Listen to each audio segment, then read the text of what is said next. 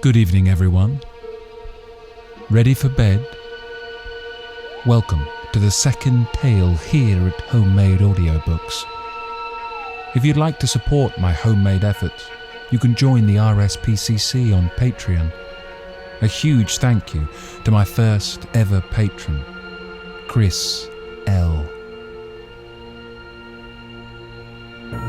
It's now time to escape to the Bournemouth coast, check into Hotel Magnificent, and drift off. A word of warning, however, don't visit the hotel kitchen. Stay away from any chocolates offered to you during your stay. And whatever you do, avoid the meeting in the ballroom. Welcome to Roald Dahl's The Witches, read by Homemade Audiobooks. Chapter 18. In the Kitchen. The time has come, my grandmother said. The great moment has arrived. Are you ready, my darling? It was exactly 7:30. Bruno was in the bowl finishing that fourth banana. Hang on, He said. just a few more bites. No, My grandmother said. we got to go. She picked him up and held him tight in her hand. She was very tense and nervous. I'd never seen her like that before. I'm going to put you both in my handbag now, She said. but I shall leave the clasp undone. She popped Bruno into it first. I waited, clutching the little bottle to my chest. Now you. She said. She picked me up and gave me a kiss on the nose. Good luck, my darling. Oh, and by the way, you do realize you've got a tail, don't you? A what? I said. A tail. A long, curly one. I must say that never occurred to me, I said. Gracious me, so I have. I can see it now. I can actually move it. It is rather grand, isn't it? I mention it only because it might come in useful when you're climbing about in the kitchen, My grandmother said. You can curl it around and you can hook it onto things and you can swing from it and lower yourself to the ground from the high places. I wish I'd known this before, I said. I could have practiced using it. Too late now, My grandmother said. we got to go. She popped me into her handbag with Bruno, and at once I took up my usual perch in the small side pocket so that I could poke my head out and see what was going on. My grandmother picked up her walking stick, and out she went into the corridor to the lift. She pressed the button, and the lift came up, and she got in. There was no one in there with us. Listen, She said. I won't be able to talk to you much once we're in the dining room. If I do, people will think I'm dirty and talking to myself. The lift reached the ground floor and stopped with a jerk. My grandmother walked out of it, crossed the lobby of the hotel, and entered the dining room. It was a huge room with gold decorations on the ceiling and big mirrors around the walls. The regular guests always had their tables reserved for them, and most of them were already in their places and starting to eat their suppers. Waiters were buzzing about all over the place, carrying plates and dishes. Our table was a small one beside the right-hand wall about halfway down the room. My grandmother made her way to it and sat down. Peeping out of the handbag, I could see in the very center of the room 2 long tables that were not yet occupied. Each of them carried a notice fixed onto a sort of silver stick, and the notices said, "Reserved for members of the RSPCC." My grandmother looked towards the long tables but said nothing. She unfolded her napkin and spread it over the handbag on her lap. Her hand slid under the napkin and took hold of me gently. With the napkin covering me, she lifted me up close to her face and whispered, I am going to put you on the floor, under the table. The tablecloth reaches almost to the ground, so no one will see you. Have you got hold of the bottle? "Yes," I whispered back. Ready, Grandmama? Just then, a waiter in a black suit came and stood by our table. I could see his legs from under the napkin, and as soon as I heard his voice, I knew who he was. His name was William. "Good evening, madam," He said to my grandmother. "Where is the little gentleman tonight?" He's not feeling very well. My grandmother said. He's staying in this room. "Oh, I'm sorry to hear about that," William said. "Today there is a green pea soup to start with, and for the main course you have a choice of either grilled fillet of sole or roast lamb." Pea soup and a lamb for me, please, my grandmother said. But don't hurry it, William. I'm in no rush tonight. In fact, you can bring me a glass of dry sherry first. Of course, madam, William said, and he went away. My grandmother pretended she had dropped something, and as she bent down, she slid me out from under the napkin on the floor under the table. Go, darling, go, she whispered. Then she straightened up again. I was on my own now. I stood clasping the little bottle. I knew exactly where the door into the kitchen was. I had to go about halfway round the enormous dining room to reach it. Here goes, I thought, and like a flash I skittled out from under the table and made for the wall. I had no intention of going across the dining room floor. It was far too risky. My plan was to cling close to the skirting of the wall and all the way round until I reached the kitchen door. I ran. Oh, how I ran! I don't think anyone saw me. They were all too busy eating. But to reach the door leading to the kitchen, I had to cross the main entrance to the dining room. I was just about to do this when in poured a great flood of females. I pressed myself against the wall, clutching the bottle. At first, I saw only the shoes and ankles of these women who were surging in through the door. But when I glanced up a bit higher, I knew at once who they were. They were the witches coming into dinner. I waited until they had all passed by me. Then I dashed on towards the kitchen door. A waiter opened it to go in. I nipped in after him and hid behind a big garbage bin on the floor. I stayed there for several minutes, just listening to all the talk and the racket. By golly, what a place that kitchen was. The noise and the steam and the clatter of pots and pans, and the cooks all shouting and the waiters all rushing in and out from the dining room, yelling the food orders to the cooks. 4 soups and 2 lambs, and 2 fish for table 28. 3 apple pies and 2 strawberry ice creams for number 17. Stuff like that going on all of the time. Now, far above my head, there was a handle sticking out from the side of the garbage bin. Still clutching the bottle, I gave a leap, turned a somersault in the air, and caught hold of the handle with the end of my tail. Suddenly, there I was swinging to and fro upside down. It was terrific. I loved it. This, I told myself, is how a trapeze artist in a circus must feel as he goes swishing through the air high up in the circus tent. The only difference was that his trapeze could only swing backwards and forwards. My trapeze, my tail, could swing me in any direction I wanted. Perhaps I would become a circus mouse after all. Just then, a waiter came in with a plate in his hand, and I heard him saying, The old hag on table 14 says this meat is too tough. Do you want another portion? One of the cooks said, Give me her plate. I dropped to the floor and peeked round the garbage bin. I saw the cook scrape the meat off the plate and slap another bit on. Then he said, Come on, boys. Give her some gravy. He carried the plate round to everyone in the kitchen. And do you know what they did? Every one of those cooks and kitchen boys spat onto the old lady's plate. See how she likes it now, said the cook, handing the plate back to the waiter. Quite soon, another waiter came in and he shouted, Everyone in the big RSPCC party wants the soup. That's when I started sitting up and taking notice. I was all ears now. I edged a bit further round the garbage bin so that I could see everything that was going on in the kitchen. A man with a tall white hat who must have been the head chef shouted, Put the soup for the big party in the larger silver soup tureen. I saw the head chef place a huge silver basin onto the wooden side bench that ran along the whole length of the kitchen against the opposite wall. Into that silver basin is where the soup is going, I told myself. So that's where the stuff in my little bottle must go as well.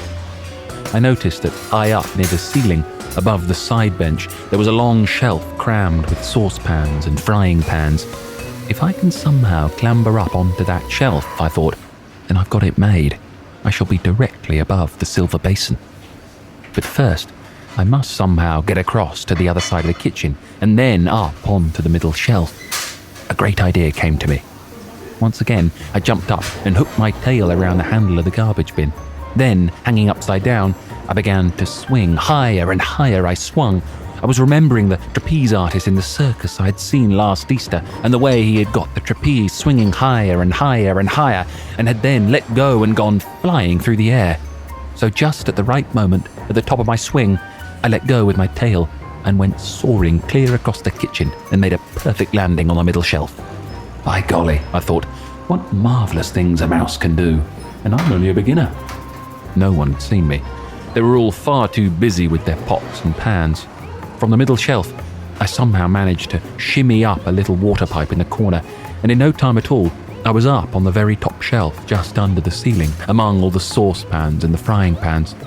I knew that no one could possibly see me up there. It was a superposition, and I began working my way along the shelf until I was directly above the big empty silver basin they were going to pour the soup into. I put down my bottle. I unscrewed the top and crept to the edge of the shelf and quickly poured what was in it straight into the silver basin below. The next moment, one of the cooks came along with a gigantic saucepan of steaming green soup and poured the whole lot into the silver basin. He put the lid onto the basin and shouted, "Soup for the big party, you're ready to go out." Then a waiter arrived and carried the silver basin away. I had done it. Even if I never got back alive to my grandmother, the witches were still going to get the mouse maker. I left the empty bottle behind a large saucepan and began working my way back along the top shelf. It was much easier to move about without the bottle.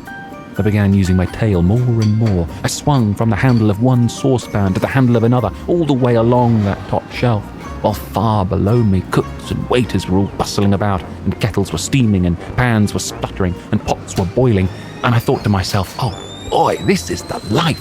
What fun it is to be a mouse doing an exciting job like this. I kept right on swinging. I swung most marvellously from handle to handle, and I was enjoying myself so much that I completely forgot I was in full view of anyone in the kitchen who might happen to glance upwards. What came next happened so quickly, I had no time to save myself. I heard a man's voice yelling, A mouse! Look at that dirty little mouse! and I caught a glimpse below me of a white-coated figure in a tall white hat, and then there was a flash of steel as the carving knife whizzed through the air, and there was a shoot of pain in the end of my tail, and suddenly I was falling and falling head-first towards the floor. Even as I fell, I knew just what had happened.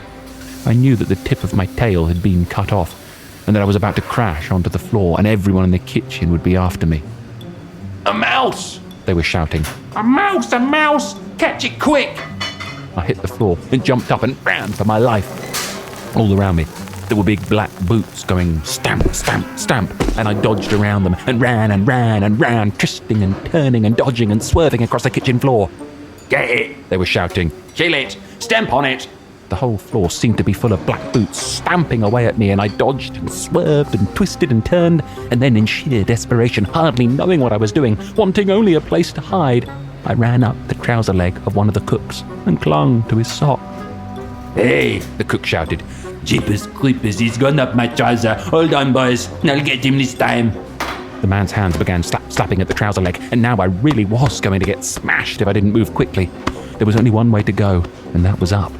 I dug my little claws into the hairy skin of the man's leg and scuttled upwards higher and higher, past the calf and past the knee and onto the thigh. Holy smoke! The man was yelling. It's going all the way up. Oh, it's going right up my leg. I heard shrieks of laughter coming from the other cooks, but I can promise you that I wasn't laughing myself. I was running for my life. The man's hands were slapping all around me, and he was jumping up and down as though he was standing on hot bricks. And I kept climbing and I kept dodging, and very soon I reached the very top of the trouser leg, and there was nowhere else to go. Help! Help! Help! The man was screaming. He's in my knickers. He's running around in my flaming knickers. Get it out. Somebody help me to get it out. Take off your trousers, you silly slob. Somebody else shouted. Pull down your pants and we'll soon catch him. I was in the middle of the man's trousers now, in the place where the two trouser legs meet and the zip begins. It was dark and awfully hot in there. I knew I had to keep going. I dashed onward and found the top of the other trouser leg. I went down it like greased lightning and came out at the bottom, and once again I was on the floor. I heard the stupid cook still shouting, Where's in my trousers? Get it out. Will somebody please help me to get it out before it bites me? I caught a flashing glimpse of the entire kitchen staff crowding round him and laughing their heads off, and nobody saw the little brown mouse as it flew across the floor and dived into a sack of potatoes. I burrowed down in among the dirty potatoes and held my breath. The cook must have started taking his trousers right off, because now they were shouting, It's not in there. There's no mice in there, you silly twerp. There was, I swear there was. The man was shouting back. You've never ever had a mouse in your trousers. You don't know what it feels like. The fact that a tiny little creature like me had caused such a commotion among a bunch of grown-up men gave me a happy feeling. I couldn't help smiling in spite of the pain in my tail. I stayed where I was until I was sure they had forgotten about me. Then I crept out at the potatoes and cautiously poked my tiny head over the edge of the sack. Once again, the kitchen was all of a bustle with cooks and waiters rushing about everywhere. I saw the waiter who had come in earlier with the complaint about tough meat coming in again. Hey boys, He shouted. I asked the old hag if the new bit of meat was any better, and she said it was perfectly delicious. She said it was really tasty. I had to get out of that kitchen and back to my grandmother. There was only one way to do this. I must make a dash, clear across the floor and out through the door behind one of the waiters. I stayed quite still, watching for my chance. My tail was hurting terribly. I curled it round so as to have to look at it. About 2 inches of it were missing and it was bleeding quite a lot. There was a waiter loading up with a batch of plates full of pink ice cream. He had a plate in each hand and 2 more balanced on each arm. He went towards the door. He pushed it open with his shoulder. I leapt out of the sack of potatoes and went across that kitchen floor and into the dining room like a streak of light. And I didn't stop running until I was underneath my grandmother's table. It was lovely to see my grandmother's feet again in those old-fashioned black shoes with their straps and buttons. I shinnied up one of the legs and landed on her lap. Hello, Grandmama, I whispered. I'm back. I did it. I poured it all into their soup. Her hand came down and caressed me. Well done, my darling, She whispered back. well done, you. They are at this very moment eating that soup. Suddenly, she withdrew her hand. You're bleeding, She whispered. my darling. What happened to you? One of the cooks cut off my tail with a carving knife. I whispered back. It hurts like billy-o. Let me look at it. She said. She bent her head and examined my tail. You poor little thing, She whispered. I am going to bandage it up with my handkerchief. That will stop the bleeding. She fished a small lace-edged handkerchief out of her bag, and this she somehow managed to wrap around the end of my tail. You'll be all right now, She said. just try to forget it. Did you really manage to pour the whole bottle into their soup? Every drop, I said. Do you think you could put me where I can watch them? Yes, She answered. my handbag is on your own empty chair beside me. I'm going to pop you in there now, and you can peep out as long as you are careful not to be seen. Bruno is there as well, but take no notice of him. I gave him a roll to eat, and that's keeping him busy for a while. Her hand closed around me, and I was lifted off her lap and transferred to the handbag. Hello, Bruno, I said. This is a great roll, He said, nibbling away in the bottom of the bag. but I wish there was butter in it. I peered over the top of the handbag. I could see the witches quite clearly sitting at their 2 long tables in the centre of the room.